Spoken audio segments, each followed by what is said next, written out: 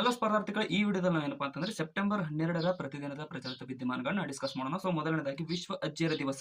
So English ಒಳಗಡೆ world grand parents day ಅಂತ ಬರುತ್ತೆ. ಸೊ ಅದು ಸೆಪ್ಟೆಂಬರ್ 12ರಂದು ಆಚರಿಸಲಾಗುತ್ತದೆ. ಸೆಪ್ಟೆಂಬರ್ 12 ನೆನ್ಪಿಟ್ಕೊಂಡಿರಿ, ಬಹಳ ಇಂಪಾರ್ಟೆಂಟ್ ಆಗಿರೋ ಕ್ವಶನ್ಗಳಾಗಿದ್ದಾವೆ.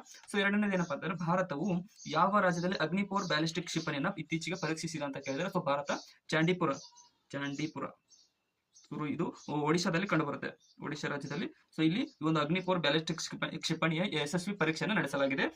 ಇನ್ನು ಇತ್ತೀಚೆಗೆ ವಾಯು ಗುಣಮಟ್ಟ ಸುಧಾರಣಾ ಸೂಚಂಕ ಬಂತು. ಸೊ ಆ ಸೂಚಂಕದ ಪ್ರಕಾರ ಅತಿ ಶುದ್ಧ ಗಾಳಿ ಹೊಂದಿರತಕ್ಕಂಥದ್ದು ಫಸ್ಟ್ ಸೂರತ್, ಗುಜರಾತ್ನ ಸೂರತ್, ಸೆಕೆಂಡ್ ಜಬಲ್ಪುರ್ ಮಧ್ಯಪ್ರದೇಶದ್ದು, ಮತ್ತೆ ಮೂರನೇದಾಗಿ ಏನಪ್ಪಾ ಅಂತ ಆಗ್ರಾ.